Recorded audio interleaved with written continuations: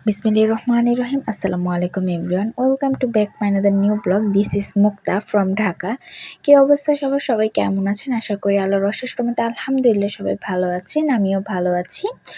তো আজকে আপনাদের সাথে নতুন একটি ব্লগ নিয়ে চলে আসলাম। তো সকালবেলা বাহিরে গিয়েছিলাম একটু আমি।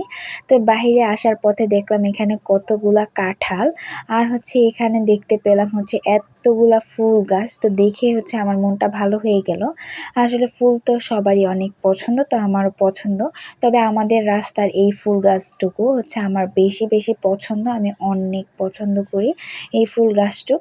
তো যাই হোক, তারপর সকালবেলা বাইরে গিয়েছিলাম একটা জরুরি প্রয়োজনে। তো প্রয়োজনের কাজ শেষ করে তারপর বাসায় চলে এসেছি। বাসায় আসার পর আম্মু এখানে রুটি বানাচ্ছিল সকালবেলা। তো এই যে দেখতেই পাচ্ছেন এখানে কিন্তু রুটির ডোটা তৈরি করছে, আর এদিক দিয়ে কিন্তু আব্বু বের হয়ে যাবে একটু পরে নাস্তা করার জন্য। তো তারপরে এখানে আম্মু রুটির ডোটা তৈরি করে তারপরে রুটিগুলো মানে ভাজবে। তো যাই হোক, তারপরে এখানে আম্মু কাজ করছিল আর আমি একটু ঘরটা গুছিয়ে ফেলছিলাম। তো আব্বু কিন্তু উঠে আম্মু রুটি বানাতে দেরি দেখে আব্বু এখানে চিড়া খাচ্ছিল। তো এই যে চিড়া চিনি দিয়ে খাচ্ছিল আর দুধ ছিল, তো এই দুধটা দিয়ে খাবে। তো যাই হোক, তো আমার আম্মু, আপনারা তো সবাই জানেন, যারা আমার ব্লগ দেখেন তারা কিন্তু জানেন আমার আম্মু দুধ চা খেতে একটু অনেক বেশি পছন্দ করে। আমার আম্মু কিন্তু রং চা পছন্দ করে না। তো যাই হোক, তারপরে এখানে আব্বুকে এই দুধটা দিয়ে দিয়েছি। তো আম্মু কিন্তু দুধ এনেছিল চা খাওয়ার জন্য। তো আমি আব্বুকে দুধটা দিয়ে দিয়েছি যে তুমি এই দুধটা দিয়ে চিড়া খাও। তো তারপরে আব্বু এই দুধটা দিয়ে এখন চিড়া খাবে। তো দুধ চিড়া চিনি দিয়ে খাওয়া কিন্তু অনেক ভালো লাগে, অনেক টেস্টের একটা খাবার। তো আপনারা যারা সকালবেলা এই নাস্তাটি করেন কিংবা এই খাবারটি পছন্দ করেন তারা কিন্তু অবশ্যই কমেন্ট করে জানাবেন কারা কারা পছন্দ করেন। তো আমাদের বাসায় কিন্তু প্রায় সবসময় চিড়া থাকে। আমার আম্মু কিন্তু চিড়া অনেক পছন্দ করে। তো আমিও আগে চিড়া পছন্দ করতাম না। তো আম্মু আমাকে আম্মু খাওয়ার সময় যখন দেয় তখন অনেক ভালো লাগে। তখন এখন আমার কাছে চিড়া খুব ভালো লাগে। তো তারপর আম ছিল। তো আব্বুকে বলছিলাম সকালবেলা যে তুমি আম দিয়ে আব্বু চিড়া খাও, কিন্তু আব্বু বলছিল না, আম দিয়ে খাবো না, শুধু চিড়াই খাবো। তো তারপর আম্মু এখানে কিন্তু অনেকগুলো রুটি অলরেডি বানিয়ে ফেলেছে। তারপরে এখন কিন্তু মাত্র 8টা বাজে। তো এই যে দেখতে পাচ্ছেন কতটা সকালবেলা। তো তারপরে এখানে আম্মু রুটিগুলো সুন্দর করে বেলে তারপরে ছেঁকে নেবে। তারপরে আমরা নাস্তা করব।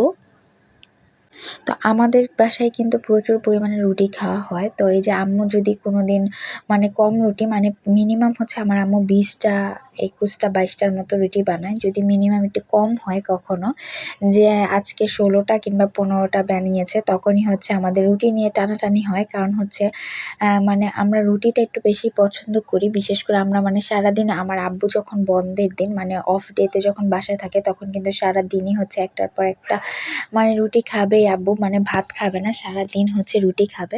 তো আম্মু মাঝে মাঝে কি করে, ভাত আব্বুকে খাওয়ায়, তো রুটিগুলো লুকিয়ে রাখে। তো তারপরে ভাত খাওয়া শেষ হলে রুটি বের করে দেয়, না হলে ভাত খায় না। তো ভাত না খেলে কিন্তু পরে এই ভাতগুলোতে পানি দিতে হয়, তারপরে পান্তা ভাত হয়ে গেলে আম্মুর খেতে হয়, এই জন্য আর কি। তো যাই হোক, তারপরে এখানে আম্মু রুটিগুলো ভালো মতো করে ভেজে নেবে। তো আব্বুকে কিন্তু অলরেডি রুটি দিয়ে আব্বুকে রুটি দিয়েছি। তারপর আব্বু রুটি খাওয়ার পর কিন্তু অলরেডি আব্বু বের হয়ে গিয়েছে। এখন প্রায় 8:30টার মতো বাজে। তো তারপরে সকালবেলা আমি আর আম্মু একটু কথা বলছিলাম আর কি। তারপরে এখানে আম্মু রুটি ছেঁকছিল, আমিও কথা বলছিলাম, অনেক কথা বলছিলাম, যেহেতু বাইরে গিয়েছিলাম। তো একটা প্রয়োজনে গিয়েছিলাম এত সকালবেলা। তো কি প্রয়োজনে গিয়েছিলাম সেটা তো আর আপনাদেরকে বলবো না, পরে বলবো। তো যাই হোক, এই যে দেখতেই পাচ্ছেন এখানে আম্মুর সাথে গল্প করছিলাম। আর আপনাদের কাছে একটা ছোট্ট রিকোয়েস্ট, আমি আপনাদেরকে এত কষ্ট করে, দেখতেই পাচ্ছেন কত কষ্ট করে আপনাদেরকে সব কিছু শেয়ার করি, কোথাও যাওয়ার সময় কিংবা কোনো কিছু কেনার সময়। তো সব কিছুই তো আপনাদের সাথে শেয়ার করি। আপনাদেরকেই কিন্তু আমার পরিবারের একটা ছোট্ট সদস্য হিসাবে আপনাদেরকেও ভাবি। তো আপনাদেরকেও কিন্তু আমার পরিবারের সদস্য হিসাবে যেহেতু ভাবি, তাই আপনাদেরও কিন্তু উচিত আমাকে সাহায্য করা, আমাকে অনেক অনেক ভালোবাসা দেওয়া, সাপোর্ট করা, আর ছোট্ট একটু সাবস্ক্রাইব করে আমার চ্যানেলটিকে অনেক অনেক উপরে উঠিয়ে দেওয়া, অনেক অনেক সাপোর্ট করা। আর আপনারা একটা সাবস্ক্রাইব করতে তো আর ভাই আপুরা টাকা পয়সা লাগে না। আপনারা জাস্ট একটা ক্লিক করে সাবস্ক্রাইব করে দিয়ে এই ছোটো বোনটাকে অনেকভাবে সাহায্য করতে পারেন।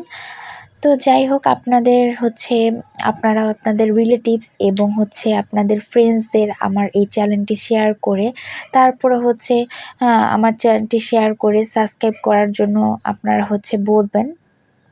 তো আসলে আপনাদের ভালোবাসা এবং দোয়া পেলেই কিন্তু আমি উপরে উঠতে পারবো, মানে উপরের দিকে যেতে পারবো। তো অনেক আপুরা ভিডিও করে, আমার কিন্তু অনেক আপুদের ভিডিও অনেক ভালো লাগে। তো আমি তাদের চ্যানেলে কমেন্ট করি অনেক সুন্দর। তো যাই হোক, আমার আম্মু কিন্তু খুবই ব্লগ দেখতে পছন্দ করে। তো অনেক আপুদের ব্লগ দেখে। তো কাদের ব্লগ দেখি সেটা না হয় আজ নাই বললাম, অন্য একদিন শেয়ার করব।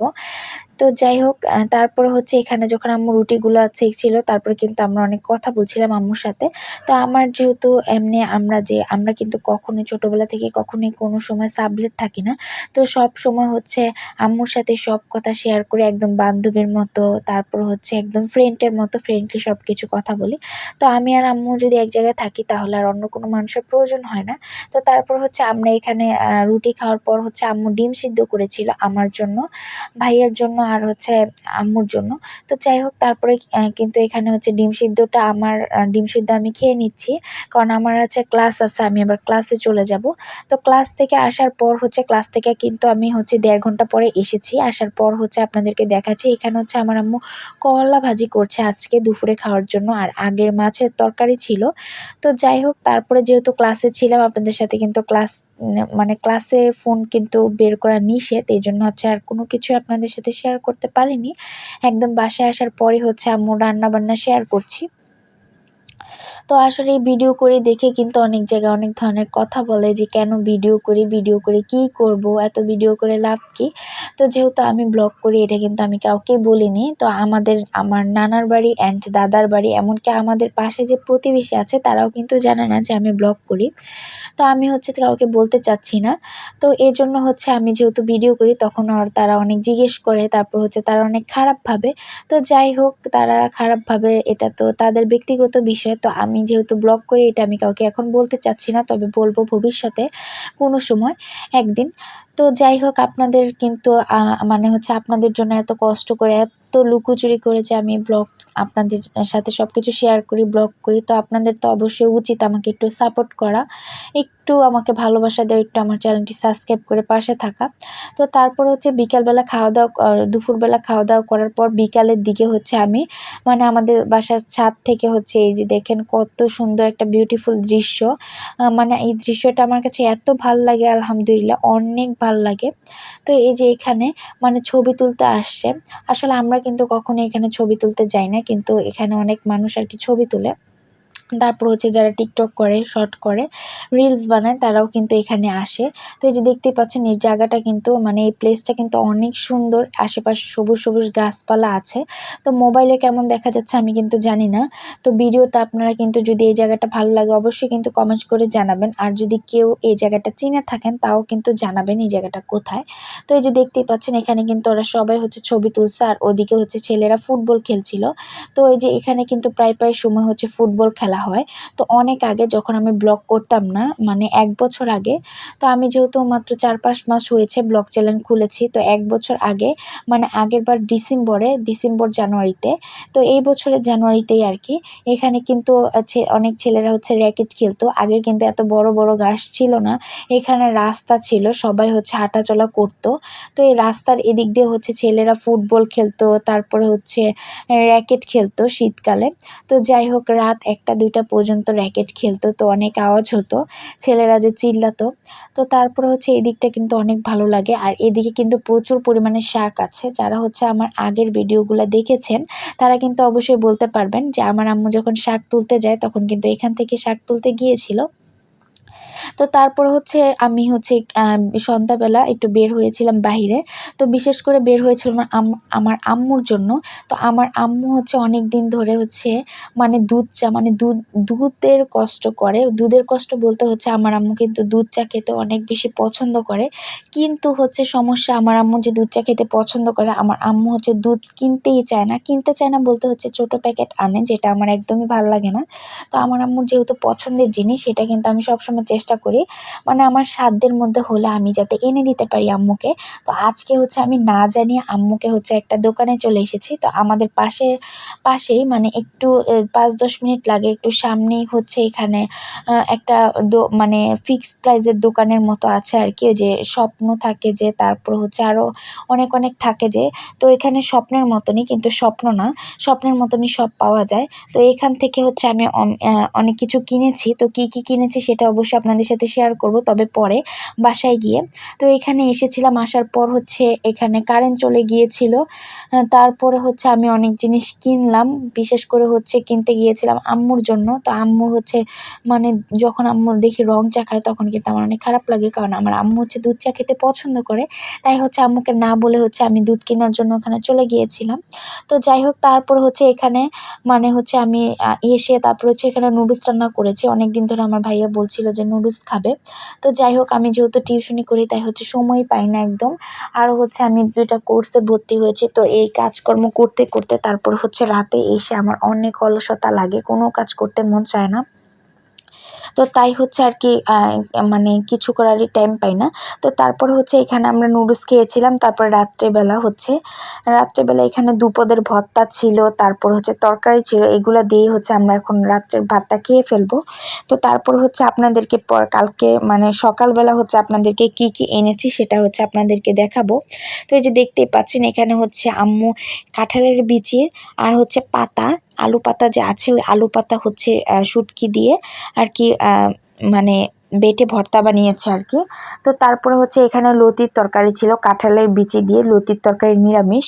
আর আরেকটা কথা, যারা হচ্ছে আমার আম্মুর রেসিপিগুলো খুবই পছন্দ করেন আর হচ্ছে সুন্দর সুন্দর ভর্তার রেসিপি, সহজ সহজ ইজি রেসিপি দেখতে চান, তারা কিন্তু অবশ্যই হচ্ছে ফাতেমা ইজি ফুড ম্যাজিক ওই চ্যানেলটা থেকে ঘুরে আসবেন। এখানে হচ্ছে আমার আম্মু অনেক সুন্দর সুন্দর সহজ সহজ রেসিপি দিয়ে থাকে।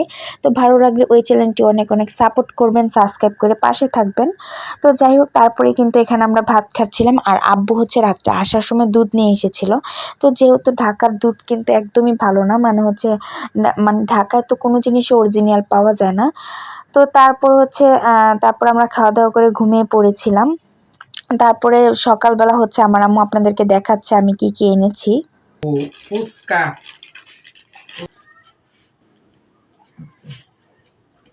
অনেকদিন ধরে পাগল করতেছে মেয়ে যে ফুচকা খাবো ফুচকা খাবো, ফুচকা নিয়ে এই জন্য ফুচকা আনছি। এইটা আমি কয় টাকা দিল, তো মজাই লাগে। তারপরে যে শ্যাম্পু আছে বড় বোতল, কিন্তু ওইটা দিলে চুল পয়রা লাগে খালি।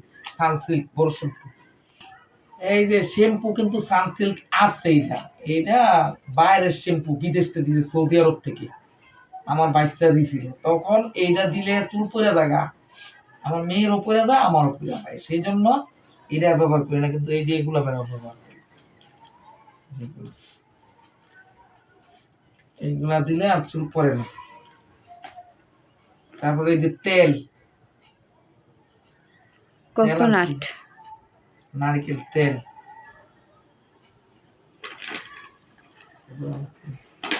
তারপরে চা খাইতে পারি না, দুধ, এই যে দুধ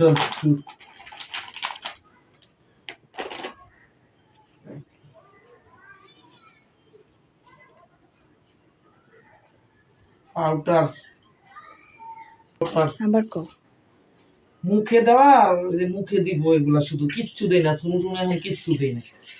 মুখে একটা স্পট হয়ে গেছিল, এই যে পাউডার দিব শুধু, কিচ্ছুই দেয় না।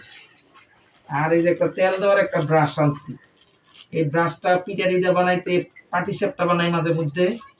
তারপরে মনে করেন যে তেলের পিঠা বানাই অনেক সময়, তেল ব্রাশ দিতে হয়। তারপরে আবার পিঠারিটা বানাইলে দিতে হয় এই যে ব্রাশটা। কি রে এরকম কেন? এটা সোজা করো। এই আনছি, এইগুলোই আনবো। এগুলাই এখন একটা কেক বানাবো, 2টা ডিমের কেক খাইবো, মেয়ে পিঠা বানাবো। তো এই যে দেখতেই তো পেলেন আমার আম্মু কিন্তু আপনাদেরকে দেখিয়ে দিয়েছে কালকে আমি কি কি এনেছি। তো এই যে আম্মু কিন্তু সুন্দর করে দেখিয়ে দিল পাউডার, তারপর হচ্ছে দুধ, তারপর হচ্ছে শ্যাম্পু, তারপরে কোকোনাট অয়েল, চিপস, তারপরে ফুচকা। তো অনেক দিন ধরে হচ্ছে আম্মুকে পাগল বানিয়ে দিয়েছিলাম যে আম্মু ফুচকা খাবো ফুচকা খাবো। তো অবশেষে হচ্ছে এই যে ফুচকা নিয়ে এসেছে, এখন হচ্ছে ফুচকা খাবো। তো যারা যারা হচ্ছে ফুচকার সহজ রেসিপি দেখতে চান তারা কিন্তু অবশ্যই ফাতেমা এই যে ফুড ম্যাজিক ওই চ্যানেলটা থেকে ঘুরে আসবেন। ওখানে হচ্ছে অনেক সহজ করে আমি এই রেসিপি দিয়ে থাকবো। তো যাই হোক, তো আপনাদের সাথে তো সব কিছু শেয়ার করতে আমার অনেক অনেক ভালো লাগে। তো কাদের কাছে হচ্ছে আমার ব্লগগুলো দেখতে ভালো লাগে অবশ্যই কিন্তু কমেন্ট করে জানাবেন আর আমাকে অনেক অনেক সাপোর্ট করবেন। তো আজকের ব্লগটি এই পর্যন্তই। আমি কিন্তু এই ব্লগটি একদম সকাল থেকে মানে গতকালকে সকাল থেকে আজকে পর্যন্ত স্টার্ট রেখেছি। তো আজকের ভিডিওটি এই পর্যন্তই। কার কার কাছে আমার ভিডিও ভালো লেগেছে অবশ্যই কমেন্ট করে জানাবেন আর আমার জন্য অনেক অনেক দোয়া করবেন। আমিও সবার জন্য দোয়া করি। আসসালামু আলাইকুম, আল্লাহ হাফেজ।